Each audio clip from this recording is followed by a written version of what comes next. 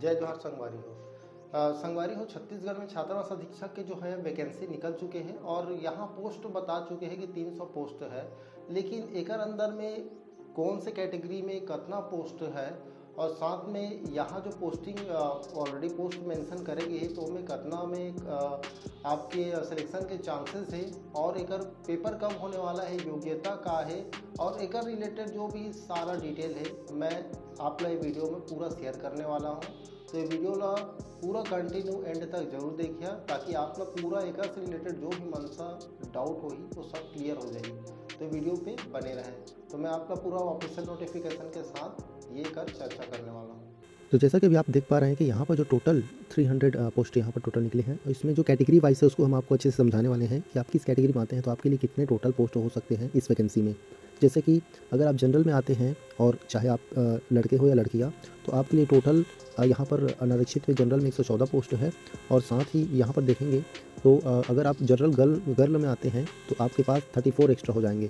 मतलब अगर आप जनरल बॉयज़ में आते हैं तो आपके पास ओनली 114 पोस्ट के ऑप्शन है, यानी आपको जो मेरिट बनेगी उसमें 114 पोस्ट में आपको आना पड़ेगा, तब जाके आपका सिलेक्शन पॉसिबल है। अदरवाइज आपका सिलेक्शन पॉसिबल नहीं है अगर आप जनरल में है तो। और साथ ही अगर आप बात करें जनरल गर्ल्स में, ये जनरल बॉयज़ के लिए है आपका। और अगर जनरल गर्ल्स के लिए बोले तो इनके पास एक्स्ट्रा ऑप्शन रहेगा 34 का। मतलब ये टोटल जो है जनरल पे हैं अगर गर्ल्स तो उनके पास 144 पोस्ट का ऑप्शन रहेगा, कितने में, 300 में, अगर आप जनरल गर्ल्स में आते हैं तो। अब बात करते हैं हम दूसरी कैटेगरी की। अब अगर आप बात करें दूसरी कैटेगरी की, मान लीजिए अगर आप एससी कैटेगरी से बिलोंग करते हैं तो एससी में यहाँ पर 2 कॉलम हैं, यानी कि और ये 3 कॉलम। अगर आप एससी बॉयज़ हैं, एससी में अगर बॉयज़ हैं तो आपके पास ऑप्शन क्या रहेगा, आप 114 जो टॉप मेरिट लिस्ट बनेगी उसमें आप आ सकते हैं तो आपका सिलेक्शन हो जाएगा। साथ ही अगर 33 पोस्ट में भी आ जाते हैं जो आपके पार्टिकुलर एससी कैटेगरी के लिए रिजर्व है तो भी आपका इसमें सिलेक्शन हो जाएगा। यानी जो एससी बॉयज़ हैं उनके पास कितना ऑप्शन है टोटल में, तो यहाँ पर एससी जो बॉयज़ हैं उनके लिए टोटल ऑप्शन 147 है आउट ऑफ 300। मतलब आप टॉप के 114 में नहीं आते हैं तो आपके पास जो पर्टिकुलर एससी कैटेगरी का टॉप 33 है उसमें आने के बाद अगर आप सिलेक्शन हो जाता है तो आपको पॉसिबिलिटी है।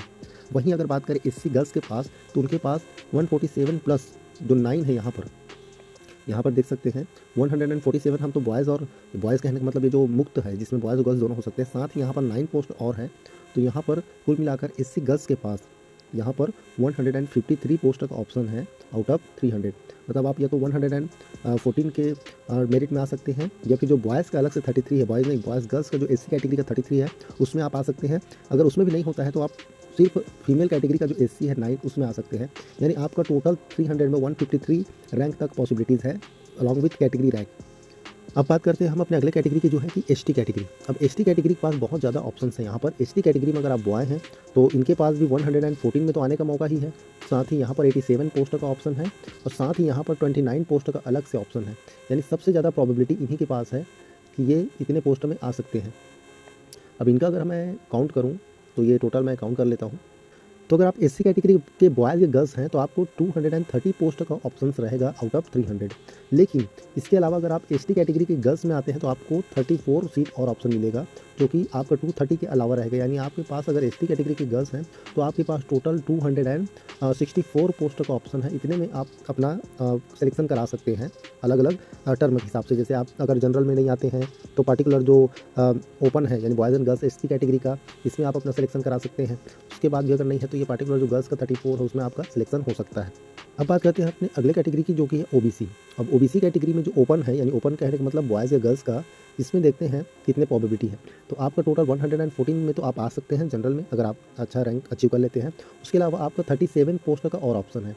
यानी इस 37 पोस्ट में अगर आप आ जाते हैं तो टोटल आपकी प्रोबेबिलिटी कितने हो जाते हैं, टोटल आपके 151। यानी अगर आप ओबीसी बॉयज़ गर्ल्स में आते हैं तो आपके पास टोटल ऑप्शंस रहेंगे 151 में आप अच्छा रैंक लाएंगे तो आपका सिलेक्शन हो सकता है। लेकिन अगर आप पार्टिकुलर गर्ल्स हैं ओबीसी कैटेगरी में तो आपको और एडवांटेज मिलेगा, आपको 11 सीट्स और मिल सकते हैं। यानी कि आपके पास टोटल 162 सीट्स का ऑप्शन है आउट ऑफ 300। तो इतने में आप रैंक ला के इतने सीट्स में अपना रिजर्व कर सकते हैं। और इसके अलावा यहाँ पर अगर आप भूतपूर्व सैनिक हैं उनके लिए अलग से उनका एक है, लेकिन इसमें ज़्यादातर ये ऑप्शंस नहीं रहते। फिलहाल इनके लिए भी अनारक्षित में 11, अनुसूचित जाति में 3, अजजा एसटी में 8 और ये अन्य पिछड़ा वर्ग में 3 सीट है।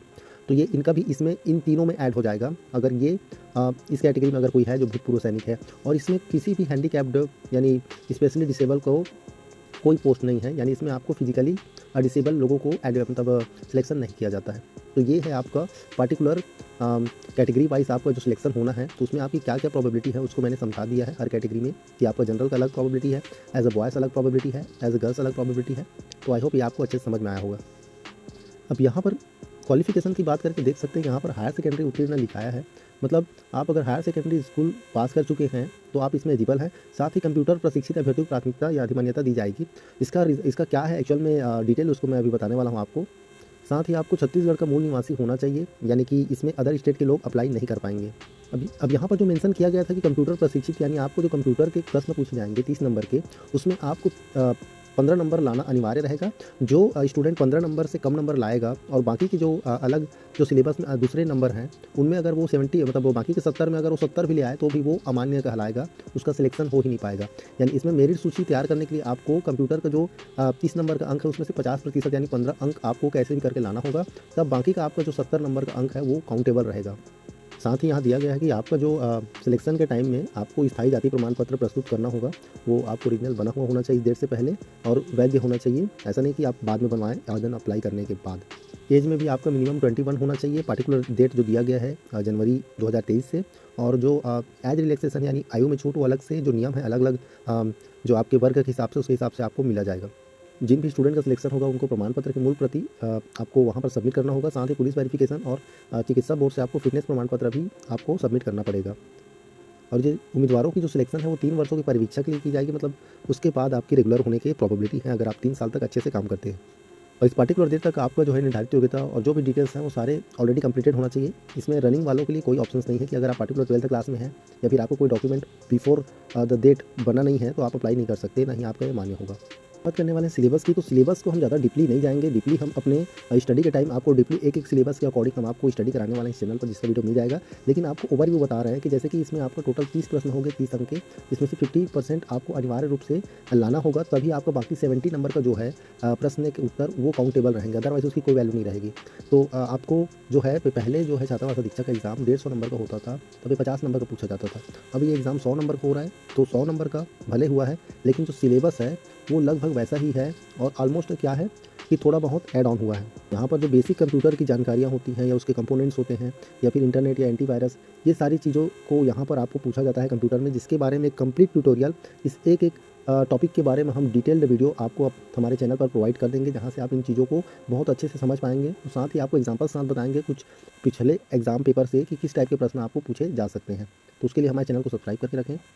हिंदी व्याकरण संबंधी टोटल 5 अंक के प्रश्न पूछे जाएंगे। जो बेसिक आपका हिंदी ग्रामर रहता है उसी के बेसिस पे आपको पूछे जाने वाले हैं। इसके भी बारे में डिटेल्ड वीडियो हमारे चैनल पर आपको आगे मिल जाएंगे। इंग्लिश रिलेटेड भी आपको ज़्यादा नहीं 5 नंबर के ही प्रश्न पूछे जाएंगे और इसमें भी आपको बेसिक ग्रामर और थोड़ा बहुत ट्रांसफार्मर यानी चेंज करने वाले चीज़ें पूछे जाएंगे, वोकैबुलरी और साथ में सिंटोनिम्स एंटोनिम्स, ये सारी चीज़ें से रिलेटेड ग्रामर्स ही पूछे जाएंगे जो केवल 5 नंबर के आने वाले हैं।